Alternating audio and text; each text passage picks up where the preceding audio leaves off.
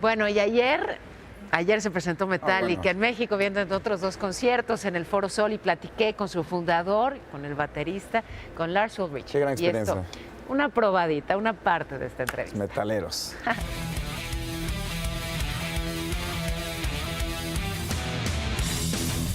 There's something about Mexico. You always come back. What is it? What's there about Mexico? Well, I think Mexico is, if not the biggest country in the world for Metallica, one of the maybe 2 or 3 biggest country, maybe along with Germany and England and maybe the United States. So last time we played here, we played 8 nights at the sports arena, which is amazing. Before that, we were here 3 nights at Foro Sol in 2009, I think. And always sold out. Always sold out, Yeah. and lots of very passionate, very authentic and real love. I think the sort of the Mexican passion and Metallica just really connect together. So it's always been, since we came here the first time in 1993, Mexico has always been a very special place for Metallica. We do enjoy in Mexico to be close, but there are plans to build. Oh, yeah, get as close as you want. But there are plans to build a wall between the United States and Mexico. What do you think about that? I don't think the world needs any walls. I think we need to bring people together. Metallica travels all over the world, and through music we try to bring people together. So whether we're in Mexico or whether we're in Asia, or whether we're in Europe or whatever, we encourage as many different people from as many different backgrounds to come together and share music and life and culture and all these experiences. And so being one Danish guy, you know, being asked an opinion, I don't think any walls are necessary. And I think that increasingly, you know, as far as Metallica traveling all over this beautiful planet, we break down barriers with music.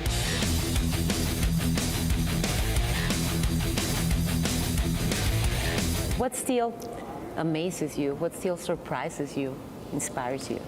I think the main thing that surprises me is that 35 years into this career, that people still care about Metallica. In the meet and greet, and when I look at Metallica's social media, Instagram, so on, there's so many people still. It's my first time seeing Metallica. I can't wait. I've never seen you. You know, my older brothers, my older sisters, or my parents are big fans, and now it's my turn. I'm 14, and I've never seen you before, or whatever. And so the fact that that we can still travel around the world and still meet a lot of new fans and have a lot of young kids come to the shows who are experiencing Metallica for the first time, that's very special. It's kind of crazy. Sometimes I kind of sit there and I go, you know, do they know that we're in our early 50s? Don't tell them. They need to know. I know. I just sometimes just wonder to myself, you know. But it's such a great thing that the gift of music and the power of music can still, 35 years later, bring young kids in, and it's like their first go around on the Metallica train. It's sort of the almost like a revolving door, you know. That still blows my mind.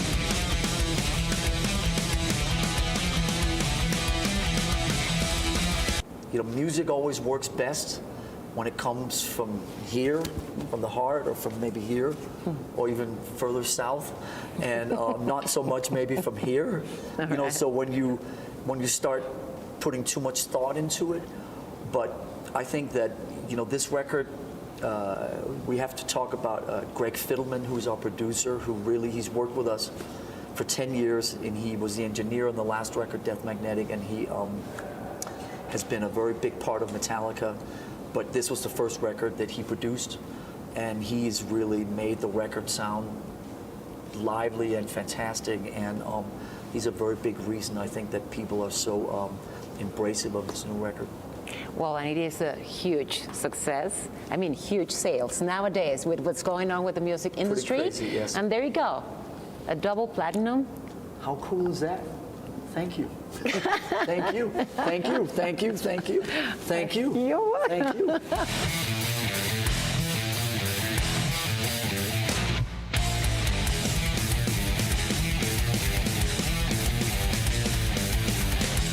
you. Do you feel the strength, the power, the spirit to go on for a long time?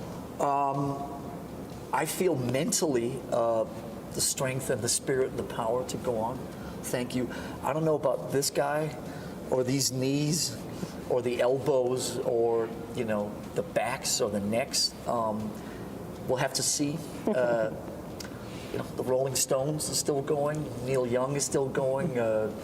People like, I don't know, Paul McCartney or the Bob Dylans of the world. Lots of people in their 70s are still going, but maybe their music is not quite as physically demanding as what Metallica does. So we'll have to see. But I think that certainly spiritually, and I think we have hopefully 15, 20 years left.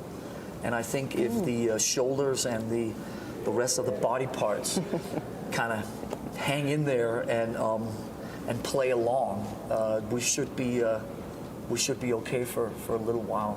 I really hope so. You look great. So go on creating and playing, and nothing else matters. That's right. Nothing else does matter. Thank you, Lars. Thanks for Thank you very having me. much.